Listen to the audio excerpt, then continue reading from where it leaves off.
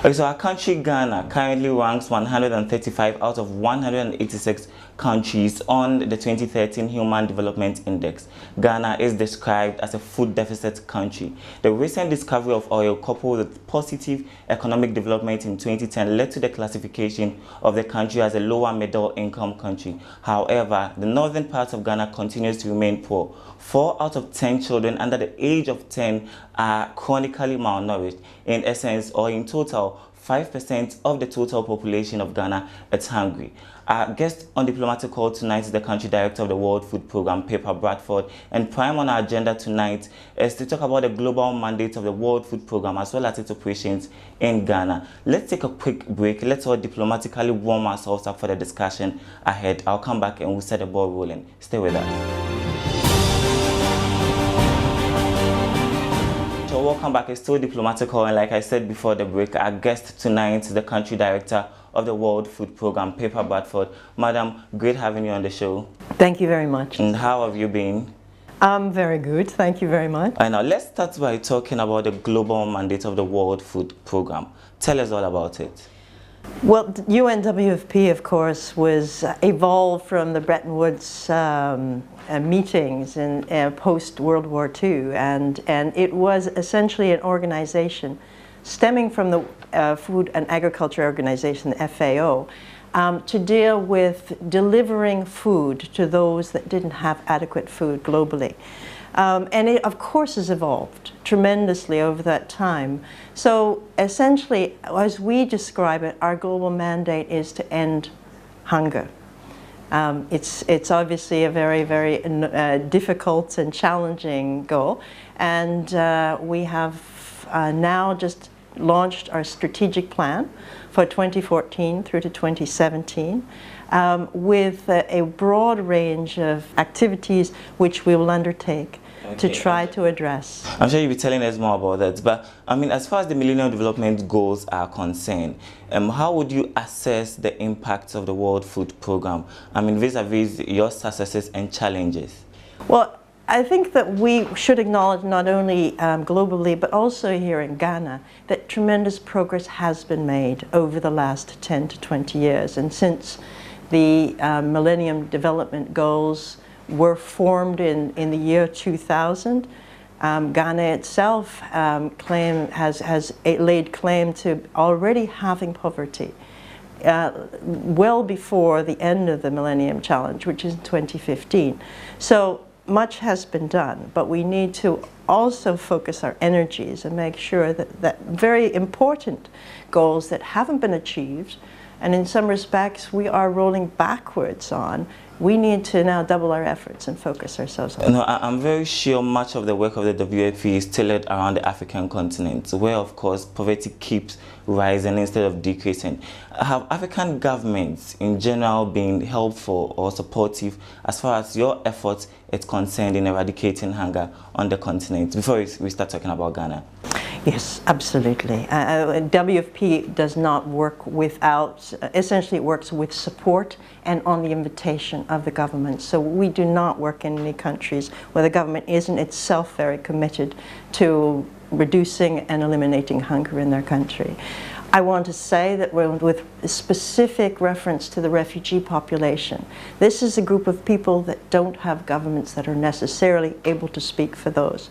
And that's some very specific population groups that WFP assists with the UNHCR, the High Commission for Refugees. Very, very difficult and challenging population groups to work with.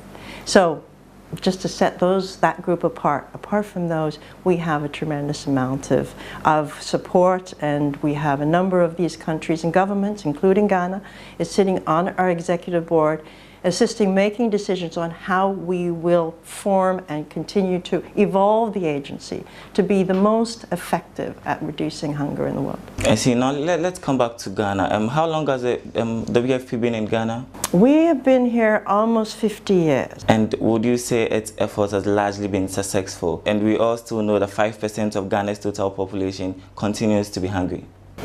The progress has been positive. So there has been a positive trend in Ghana. So 5% is, in fact, a much improved situation since some decades ago. And so, yes, I think in many respects we've had a tremendous success, the government of Ghana and ourselves, on reducing food insecurity. However, that statistic is only relevant for Ghana as a whole, and we do need to recognize that there are many areas in this country where food insecurity is much more exceeds the 5%, and so we do need to continue to focus on those areas. And I do want to specifically mention micronutrient issues that are affecting the population of Ghana. Would you agree with me that a large chunk of food insecurity or issues of food security hovers around the northern part of Ghana? That is correct. The statistics on northern Ghana are quite speak for themselves. I think the micronutrient deficiencies, the food insecurity, a lot of the disparities in educational achievement and so on. I think that is clear. However, I am aware there are plenty of pockets outside northern Ghana where there are also populations that we have to ensure that we reach as well. Alright, so if you just joined us, this is Diplomatic Call, and my guest tonight on the program is Pippa Bradford, the country director of the WFP in Ghana. I will take a break. When we come back, we'll still talk about the northern regions and efforts made so far by the WFP in trying to salvage the situation in northern parts of Ghana. So do stay with us. Alright, so welcome back. It's still Diplomatic Call, and my guest is the country director of the WFP in Ghana. Madam, still thanks for your time. What could possibly account for the 5% of Ghana's total population being hungry? What could be the major factors hindering Ghana's progress in that regard? We often use the paradigm access, availability, and utilization of food. And while food may be available in the markets, people don't necessarily have the wherewithal to buy it. They may not be able to grow enough to feed themselves or work enough to be able to buy the food that they need to be able to feed their families. And that is true in northern Ghana. I think the availability of work and labor, the labor market's not so good. And also the eating habits are not very good. A lot of people may have food available to them, but they're not necessarily eating the right foods. Education disparity is a very direct indicator of income, access to income and availability of good food and being able to feed your family. Kids are not going to school in the north as much as they should. Families are not sending their kids to school as they should. Girls are not necessarily being sent to school as they should. So these are all important factors for the north not actually being able to achieve. Infrastructure itself, I mean the communication system, the road systems, that people may be able to grow, but they can't necessarily get their foods to good markets. They don't get necessarily the right price that they could if they were able to bring them to Accra. So it's certainly a number of factors. It's a wide range of factors. Health systems, of course, is another major. Health clinics are not as robust as they can be. Health systems are not providing the same level of health. Now, so in this regard, what are the priorities of the WFP in Ghana? I think we would have to focus the importance of nutrition and the importance of having all your micronutrients cannot be stressed enough on the importance of an overall country's development, and the impact and the loss of income itself to the country of having a population that's not well fed and well nourished is it is a tremendous loss. For this generation, future generations, even just in monetary terms, it's hundreds and hundreds of millions of dollars of losses occur as a result of simply being undernourished. You have three major areas of micronutrient deficiencies that are extraordinary in Ghana, and this is where our battle is. This is the challenge, is to ensure that we can address vitamin A deficiencies, iodine deficiencies, and anemia.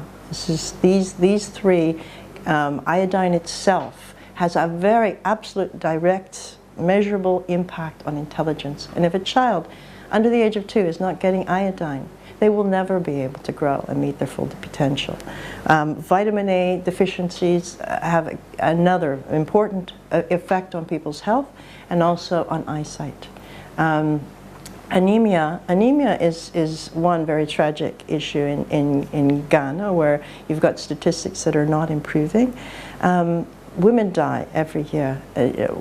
Many women and children die every year needlessly because they are not getting adequate iron in their diets. I think lots of education is needed in this regard. Yes, you're absolutely right. I think that we need to know what we need to grow in northern Ghana, what can be grown, what needs to be grown, and what people need to buy and serve at the household level. So both the upstream and the downstream side can be improved. We need to work with our farmers, our small farmers, and make sure that they can put into the market the foods what people need to take home and serve to their families. So all these elements, and of course mothers and fathers are most important in the whole chain of being able to solve this problem, or let's say break the chain, the circle of this constant yes, tragic lack of nutrition. Okay, and what have been done so far? What is the WFP currently doing in trying to salvage the situation? Our nutrition programs, I'd like to say we work at all levels. So we are spread throughout the country, especially the northern areas. We have offices across northern Ghana. We provide special foods to under 2s and under 5s and pregnant women. And we talk about the 1,000 days. So that's from the conception to the end of the first year of a child's life. That is the absolute critical period. And if the child can get adequate nutrition during that period, the child will be healthier, more intelligent, and more successful in life. And we, through the Ghana Health Service and with the Ministry of Health, are delivering foods to special foods to ensure that this particular age group are getting a full set of micronutrients and calories that they need to be able to grow well. We also would support in this country the Ministry of Health and all the other partners to be able to get the health policy concluded, enacted, and costed and budgeted for. So we want this government to be able to ensure that it's got a document that it can now set aside the resources to invest in. This is obviously a very, very important investment. And I also want to mention SUN. It's a movement, global movement called Scaling Up Nutrition. The government of Ghana is a member of SUN. They have agreed that they want SUN in this country. And so all parties are invested in this. WFP is a very active partner in promoting and supporting the government to scale up nutrition. I would want us to talk about the successes of the WFP, but just before that, tell us about the major challenges your outfit faces in trying to implement some of its programs, or yes, working to bridge the gap between yes, people who could feed themselves and people who cannot feed themselves. We need to continue to seek support. We have a number of very generous donors who have supported us. We get also support from the government of Ghana. Critical for us to be able to move forward on these projects. We move food in this country. We prefer not to. We would like to try to use cash and transfer cash so people can buy their foods in local markets. Where we move food, we struggle. We struggle